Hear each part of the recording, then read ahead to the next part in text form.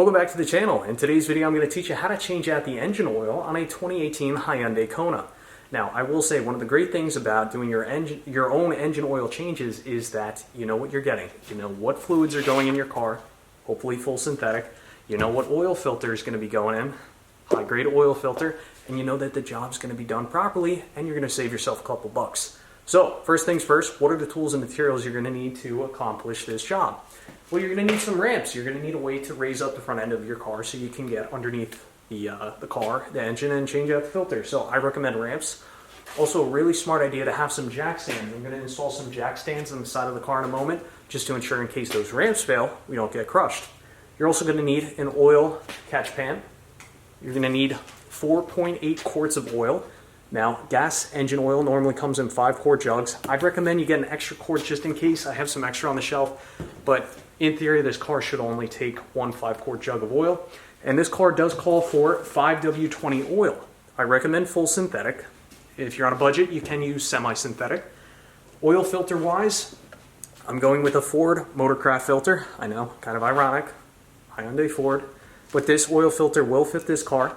This is an FL-810A oil filter. You're going to need a 17mm socket wrench to remove and reinstall the drain bolt. And we're also going to need an oil filter strap wrench. So let's get started.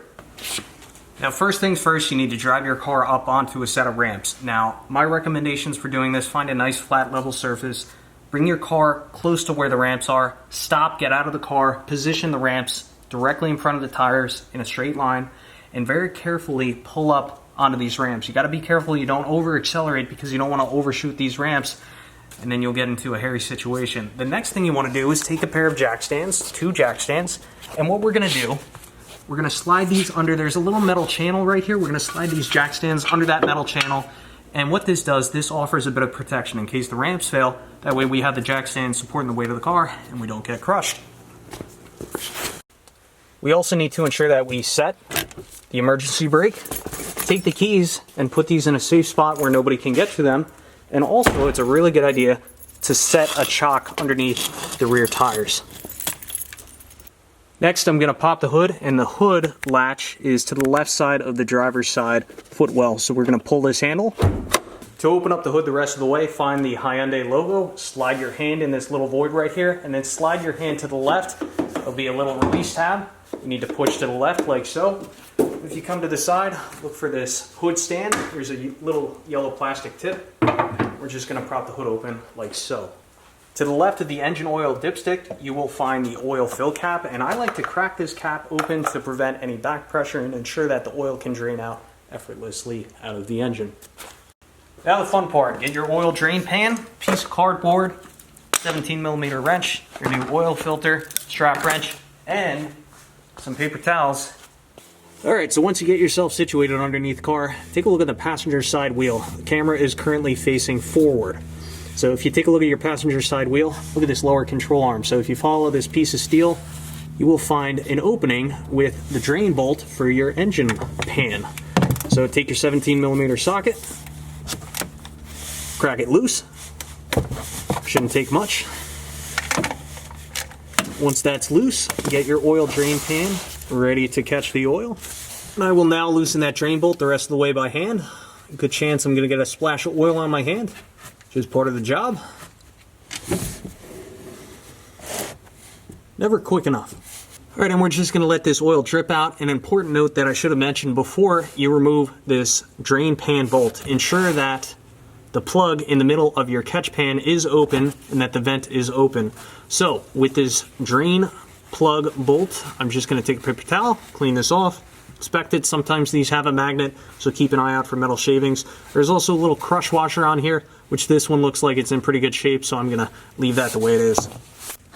So this next part is definitely going to be a little bit difficult to film, but that's your passenger front tire. This is looking forward. So we just remove that drain bolt and we're letting that drain. Now if you look towards the front of the car, you'll find this big circular opening, and that is where the oil filter is. So this is the best camera angle that I can give you. You're going to have to peek through here. But what you're going to have to do, you're going to have to get up in here with your hands, sneak this strap wrench up in here, and twist this oil filter counterclockwise. Sometimes you will be able to twist them off by hand, but this one's a little bit too tight, so I'm going to have to sneak up in there with that strap wrench and loosen this one up.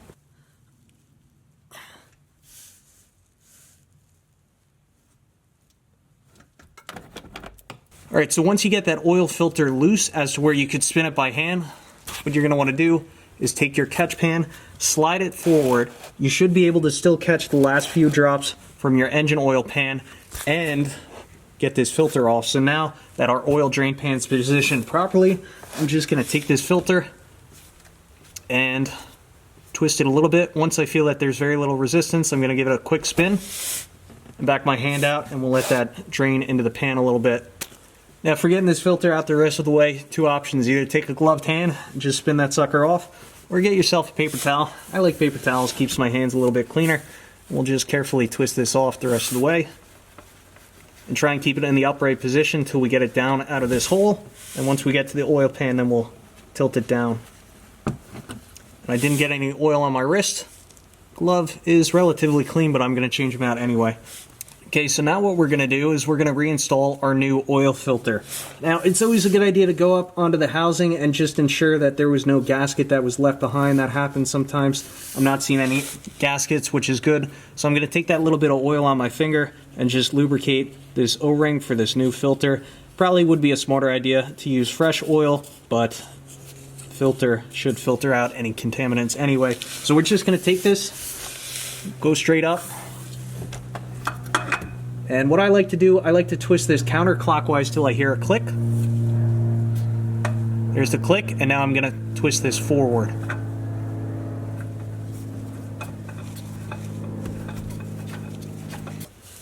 Get yourself a paper towel, because that filter is going to get a little bit slippery, and just get this as tight as you can by hand. You know, it's up to you. Most mechanics say to leave these filters on here hand tight. I, however, always like to take a strap wrench and just give it an extra 8th turn. And that is ready to go. And the final thing I'm going to do before I reinstall the drain plug, I'm just going to take a paper towel and wipe up any loose oil down here. Now, if you want, you can take some brake parts cleaner and get this super clean. You know, I like to leave a little bit of oil down here on the pan. It may drip just a little bit, but in my eyes, that's providing corrosion protection, because I do live in the Northeast here. Now that we have that filter in, we can take our drain pan bolt. We can reinstall it the same way we installed the filter. So I'm going to twist this counterclockwise till I hear a click.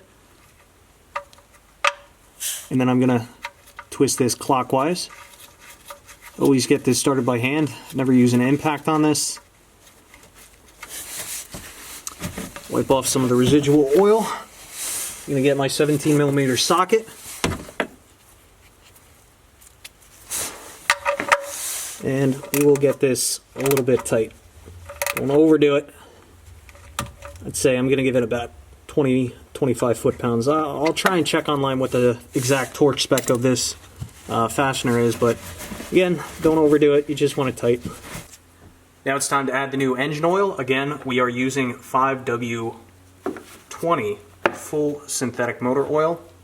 So obviously you're going to want to take a funnel here. Make sure the funnel is super clean. I wiped this extremely well, and we're going to add 4.8 quarts of new oil. Now, if you're dumping in a new 5-quart jug, it's a good idea to check the oil at about 4.5 quarts to see how your dipstick's doing. But I pre-measured in an extra container I had laying around approximately 4.8 quarts, so we should be pretty darn close. And that is perfect.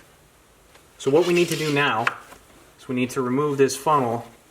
We need to start the engine for a moment, maybe run it for 10-15 seconds, let that oil circulate throughout the engine, and then we'll check the oil level again.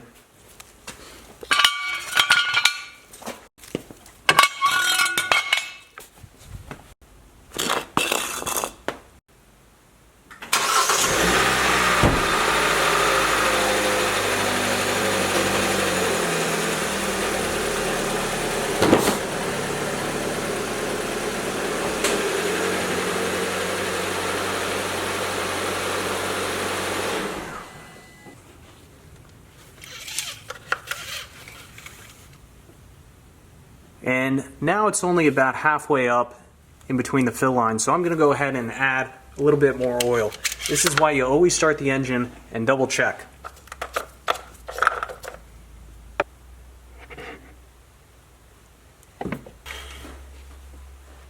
That oil is now full, and we are about finishing the engine compartment here. Also a really good idea to check your other fluids, brake fluid, coolant, check the battery terminals, make sure there's no corrosion. I'll take you inside the car in a moment and show you how to reset the oil life computer, but I always like to keep a paper maintenance log. I specify the mileage, date, what I did to the car. So today we changed at the engine oil.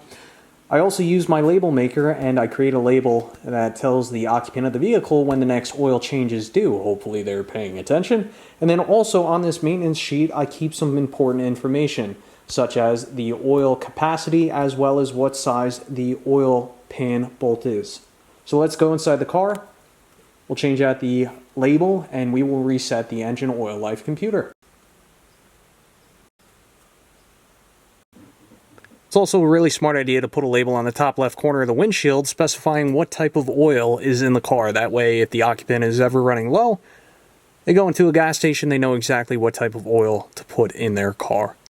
Now we're going to reset the oil life indicator computer, and what I'm going to do is I'm going to utilize these controls on the right hand side of the steering wheel, the left buttons, and let's see where we need to go. So we need to go to, hit the menu icon. We'll go to settings, and once you're in settings, go down to service interval, hit OK, and we're going to go down to reset, hit OK, reset time and distance, yes. So now we are good for another, according to this computer, 7,500 miles, but again, I like to change the oil out at every 7,000 miles. That completes this video. Thanks for watching, and I will catch you on the next one.